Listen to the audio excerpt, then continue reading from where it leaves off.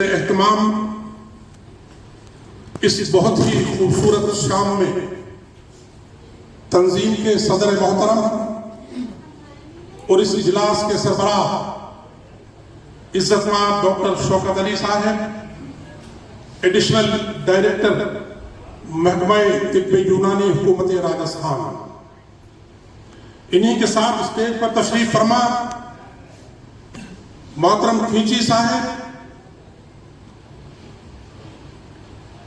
Director ہی کہوں، میں تو یہی مانتا ہوں کہ جب تک کوئی پرماننٹ یونانی کا ڈائریکٹر نہیں مل جائے گا تب تک انہی کو چلنے دیجیے اپنے حساب سے، تو باقی سرکار جانے۔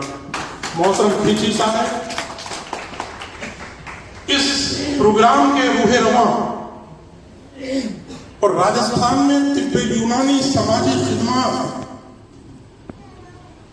اور تمام تر اطباء کرام کو ایک جازم پر جوڑنے، کھڑے کرنے اور ان کے لیے سمرپت بھاونا سے کاریہ کرنے کی جگیاسا اپنے من کے اندر لیے ہوئے ایک شخص راجستھان میں نظر آتا ہے، اس کا نام ہے ڈاکٹر فرحت چودھری۔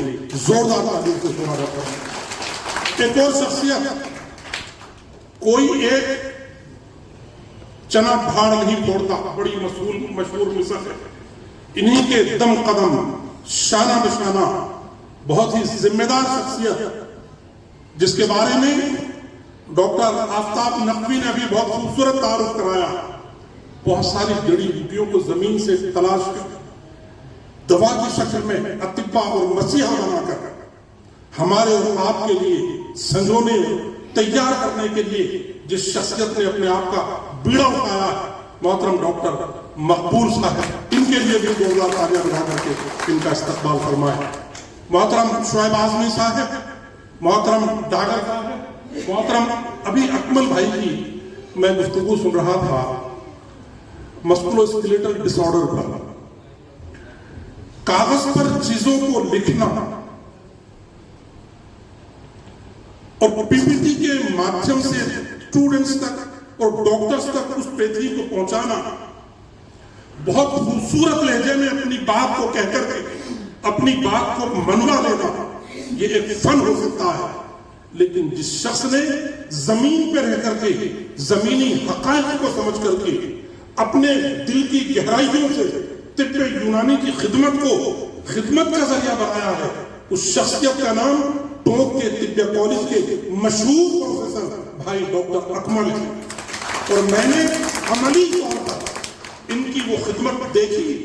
دو تین میری جانکار خواتین کو ان کی خدمت میں انہی ڈس آرڈرز کے لیے بھیجا، اور بحمد اللہ تعالی بنا کسی آپریشن کے 6 مہینے کے مسلسل علاج میں ان کو نہ صرف بہتر صحت عطا فرمائی بلکہ وہ ساری زندگی کے لیے ان کو دعا دینے کے لیے صدقہ جاریہ بن گئے۔ میں سمجھتا ہوں اتنی خوبصورت شام میں ایسے ڈاکٹر آفتاب نقوی وہ جب بولتے ہیں تو ایسا لگتا ہے کہ یہ زبان نہیں، آب زمزم سے دھلی ہوئی کوئی تحریر ہے جو لکھ دی گئی ہے، اور اس کو اپنی زبان سے ڈاکٹر آفتاب نقوی ادا کر رہے ہیں۔ میری شان میں انہوں نے کیا کہا وہ میرے کچھ سمجھ میں خود نہیں آیا، لیکن لفظوں کی گہرائی اور گہرائی کو سمجھنے والے لوگ جب الفاظ کا استعمال دل کی گہرائیوں سے کرتے ہیں تو وہ صرف آوردن نہیں ہوتا، آمدن ہوتا ہے، اور اپنے آپ الفاظ ایسا لگتے ہیں کہ یہ سمندر کی گہرائیوں سے نکل کر دریا کو چھو رہے ہیں، اور دریا میں کہیں دوسرے دریا میں ضم ہو کر کے خاموش لفظوں کی ایک تحریر بن گئے ہیں جو مثل موتی سب کو روشن کریں گے۔ بھائی آفتاب نقوی صاحب، آپ کے ان پروگراموں میں اتنے سارے اطباء کو اکٹھا کر لینا اپنے آپ میں ایک بڑا کام ہے۔ اطباء کی ایک بڑی تعداد جن کی میں دل سے قدر کرتا ہوں ابھی یہاں پر سمانت ہوئی ہے، ہم ان کو بھی سلام کرتے ہیں۔ اسٹیج پر بیٹھنے والے لوگ کبھی کبھی اپنی عمر میں، اپنے علم میں، اپنے مرتبے میں اور رتبے میں اور اپنی مسیحائی میں کم ہو سکتے ہیں، لیکن وہ لوگ جو سامنے بیٹھتے ہیں وہ ان کو بڑا بنانے میں ان سے بھی بڑے بن جاتے ہیں جب ان کا سمان اس شکل میں ہوتا ہے۔ ساتھیوں، ایک درد جو ہمیشہ میں اپنے ساتھیوں کے سامنے بیان کرتا رہا، آپ سے بھی آج 2 منٹ کے لیے بیان کروں گا۔ حالانکہ میں نے اکمل صاحب کی گفتگو میں بے وجہ بیچ میں آپ کی تالیوں کی گنگناہٹ سے اندازہ ہو گیا تھا کہ کھانے کی خوشبو عوام تک پہنچ گئی ہے. اب یہ تالیاں اس لیے بھی بج رہی ہیں کہ بھائی اپنی گفتگو کو مختصر کر لو. لیکن میں سمجھ رہا تھا اکمل بھائی کچھ اور کہنا چاہتے ہیں، لیکن جب کھانے کی طلب ہو تو امام ابو حنیفہ کا فرمان یہ ہے کہ نماز بعد میں پڑھا کرو، پہلے کھانا کھا لیا کرو تاکہ کھاتے وقت نماز میں دھیان رہے. اس سے بہتر یہ ہے کہ نماز پڑھتے وقت کھانے میں دھیان رہے. تو میں بہت بہتر طریقے سے آپ کی اس جذبات کو سمجھتا ہوں، لیکن 2-3 ضروری باتیں ہیں جو مجھے اس موقع پر آپ سے کہنا چاہیے. حکیم عبدالحمید صاحب کے بارے میں آپ کو اندازہ ہے 1908 کا موسم کیسا رہا ہوگا؟ آپ کو اندازہ ہے 1925 کا موسم کیسا رہا ہوگا؟ 1947 کا ماحول کیا رہا ہوگا؟ 1950 کا ماحول کیا رہا ہوگا؟ جس دہلی سرمایہ سلطنت میں ان کی پیدائشیں ہوئی ہیں، حکیم اجمل خان ہو، مسیح الملک، حاذق الملک حکیم عبدالحمید صاحب ہو، یا ایک بار ہمارے بڑے شعراء، حکماء، اطباء اور فلسفی سر سید کو بھی حکیم کہتے ہیں، اس لیے کہ شذرات طب میں حکیم سر سید احمد خان کا بھی کوئی جواب نہیں تھا. یہ وہ لوگ تھے جو ملت کا سرمایہ نہیں تھے بلکہ اس ملک کی امانت تھے. اس زمانے میں جب دہلی سے لے کر کے میرٹھ تک کتنی پیڑوں پر لاکھوں لاشیں ٹنگی ہوئی ہوں، اس ماحول میں ان لوگوں نے کتنے بڑے بڑے کام کیے ہیں. آج کا ماحول تو بہت بنا ہے. آج تو کھینچی صاحب بیٹھے ہیں، ڈوگرا صاحب بیٹھے ہیں، سامنے لوگ بیٹھے ہیں. اس زمانے میں تو سرکار نے یہ کہہ دیا تھا کہ یونانی طب کو بند کر دیا جائے.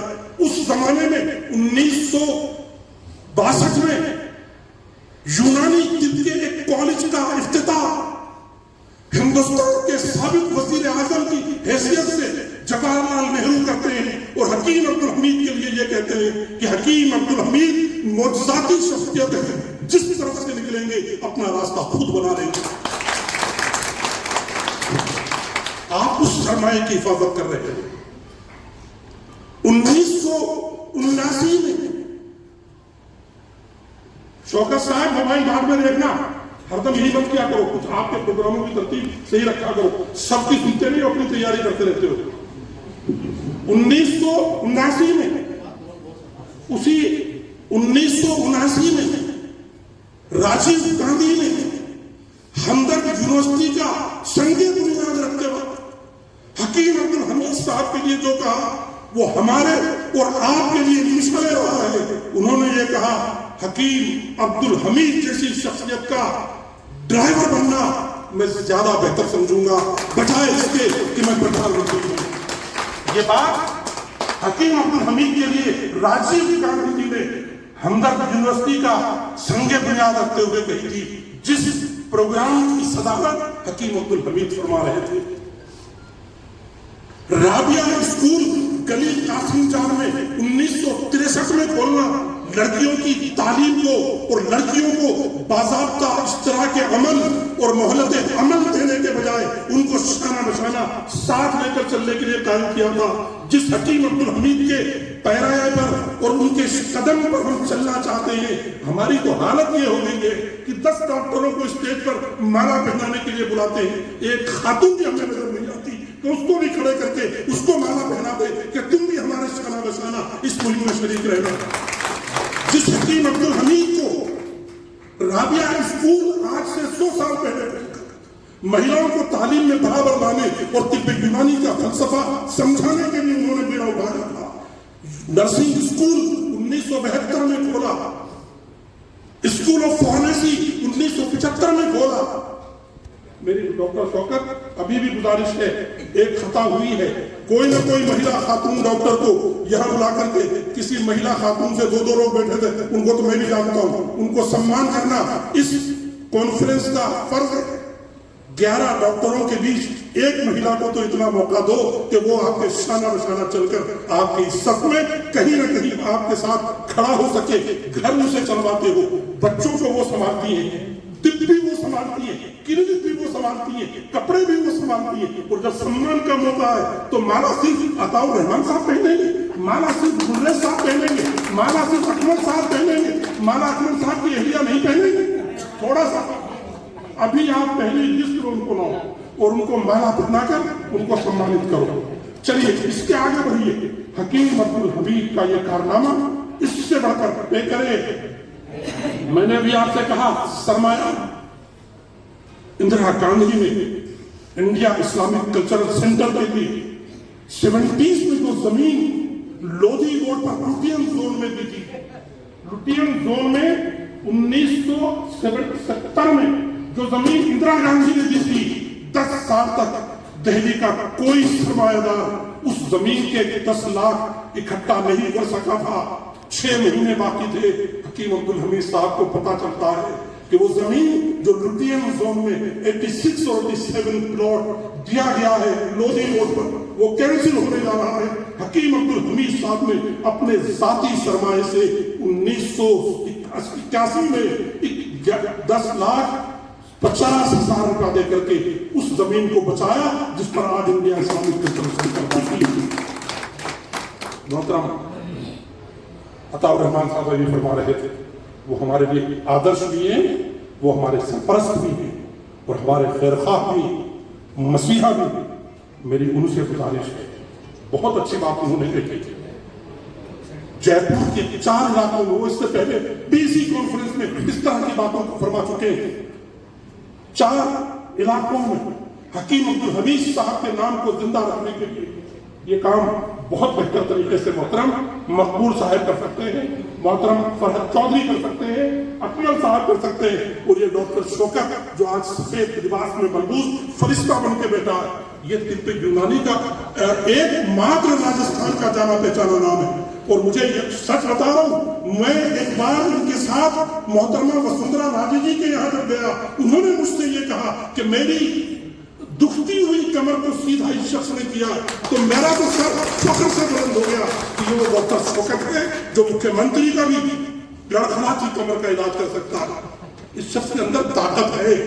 लेकिन हमारी तिब्बे यूनानी के लोगों की ये जो आदत है कि ये यूनानी का नुस्खा सिर्फ शौकत के पास रहना चाहिए, अगर डॉक्टर अकमल को पता चल गया तो मेरी मुसीबत हो जाएगी। हम रह रहे आ रही है सदा दिल के दाना से, इस घर को आग लग गई घर के चिराग से। मैं बहुत माजरत के साथ ये बात कहता हूँ। हकीम अब्दुल हमीद साहब से भी उस वक्त जब उनके इंतकाल के 1 साल पहले वहां के फिलोसफर्स ने, प्रोफेसर्स ने ये कहा, सर जिस चीज पर आप मेहनत कर रहे हो, ये हमदर्द के तलबा यहाँ तो तिब पढ़ते हैं लेकिन क्लिनिक पर बैठ करके आयुर्वेद से इंतजाम कर, वो एलोपैथी में इलाज करते हैं।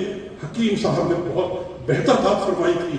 हकीम अब्दुल हमीद ने कहा था, पैसा इनको मजबूर करता है कि मौजूदा जमाने की जरूरतों के मुताबिक इलाज फरमाए, लेकिन पैसे पर ध्यान न देकर अगर रूह को तक़वियत देंगे, इनकी रूह ये बात कहती है कि नहीं, ये फलसफा इलाज आयुर्वेद और आयुर्वेद से कहीं बेहतर है, तो फिर ये लोग अपने आप यूनानी में इलाज करने लगेंगे। अपनी रूह को बेदार करो। हकीम अब्दुल हमीद साहब के उस नक्शे कदम पर चलने की फिक्र करो जिसमें बड़े बड़े सरमायादारों को, हुकूमत वक्त के हुक्मरानों को इस बात पर झुकने के लिए मजबूर किया था। इलाज सिर्फ मजहब नहीं होता, इलाज होता है। और सब तड़पते लड़खड़ाते किसी इंसान को अगर कोई पेथी ताकत देती है तो फिर उस वक्त वो आपको ईश्वर का दूत मान करके ये समझता है कि भगवान आसमान पे रह करके हमारी खबरगिरी करता है, लेकिन उसका कोई दूसरा रूप है जो तिब का माहिर बन करके हमारा इलाज करके हमको बेहतर जिंदगी देने और हमारी मसीही का इरादा रखता है। मैं इसी मुख्तसर गुफ्तगू के साथ अपने यहाँ तमाम मौजूद एक एक शख्स मेरी निगाहों के सामने बड़ी बड़ी शख्सियतें तशरीफ फरमाए, शफीक साहब, डॉक्टर निसार साहब, डॉक्टर अलीम साहब, डॉक्टर हमारे महमूद भाई, इतनी बड़ी बड़ी शख्सियतें तशरीफ फरमाए। आप तमाम पीछे तक मेरी निगाहों के सामने शाहिद भाई वगैरह, मैं आप तमाम लोगों को दिल की गहराइयों से इस्तकबाल करता हूँ। और मैं अपना फर्ज इसलिए अदा कर चुका हूँ کہ میں یونانی طب کو فروغ دینے اور JLN یونانی میڈیکل کالج کے استحصال اور استحقاق کے لیے اپنی زمین کو وقف کر کے 1,50,00,000 روپیہ اس پر لگا چکا ہوں. اب میری حاجت پتہ نہیں کہ اس طرف نہیں مجھے لے جاتی کہ میں اس میں اور کوشش کروں. آپ کو یہ دعوت دیتا ہوں. میرے دو دوست ڈاکٹر شوکت اور ڈاکٹر اکمل نے مجھے مجبور کیا تھا راتوں رات 60 بیڈ سے کام نہیں چلے گا, 40 بیڈ اور لگاؤ. پتہ نہیں کیا کیا بیچ کر 100 بیڈ لگوا دیے, ساری تیاری کروا دی. یونیورسٹی سے ایفیلیشن بھی مل گیا, سرکار سے NOC بھی مل گئی, لیکن جب فائل دہلی گئی تو 4 سال تک سرکاری محکموں کے بگڑ جانے کے بعد, جوتیاں ٹوٹ جانے کے بعد, ہائی کورٹ جودھپور میں اپنے کیس کو حاضر رکھنے کے بعد آج تک اس غم میں ہوں کہ مجھے میری وہ انسپیکشن رپورٹ واپس دے دی جائے جو CCIM میں جمع ہوئی تھی. CCIM کورٹ کو بھی وہ رپورٹ نہیں بھیج رہا اور اس میں ترمیم کر کے مجھے بلا وجہ کالج کی منظوری سے روکا گیا ہے. مجھے کوئی پریشانی نہیں ہے. بحمد اللہ تعالی جس وطیت کو لے کر کے, جس عظیمت کو لے کر کے, جس انقلاب کو لے کر کے محترم سید حکیم عبدالحمید صاحب, محترم سید ہمارے یونیورسٹی کے جو بانی مبانی سر سید احمد خان, ان کے نقش قدم پر اور حکیم اکمل خان پر جب پروگرام ہوگا پھر ان کے بارے میں بولا جائے گا. کیا کیا لوگ تھے جو اس زمین سے چلے گئے, اور ان کے بعد اتنے بہترین لوگ ابھی بھی باقی ہیں. الحمدللہ آپ سے اتنی درخواست ہے اس طریقے کے پروگراموں میں آ کر اپنے آپ کو طاقت بھی بخشیے, ان تنظیموں کو جلا بخشیے. اور جیسا ابھی ہمارے کوئی ایک ساتھی کہہ رہے تھے کہ تنظیموں کی آپسی رنجش ہم اثر بن جاتی ہے اور ہم کو آگے بڑھنے میں ایک دوسرے کے مقابلہ آرائی پر مجبور کر دیتی ہے. ایسا نہ سوچیے, یہ تمام لوگ مل جل کر کے ایک بہتر کام کرنے کی طرف بڑھ رہے ہیں. ایک بات آخر میں کہہ کر کے بس آپ کی شمع کی گوش گزاری پر ختم کروں گا. ہمارے لوگ بہتر کام نہ کر کے اللہ اور اس کے رسول کے ناموں کا سہارا لے کر, آئی لو محمد کے بینر بنا کر, سڑکوں پر جلوس نکال کر اپنے آپ کو کچھ اچھا ثابت نہیں کر رہے. اللہ کے رسول کی تعلیمات دل سے لگانے کے لیے, سڑک پر بینر دکھا کر کے دوسروں کے سامنے حسینت بننے کے لیے نہیں ہے.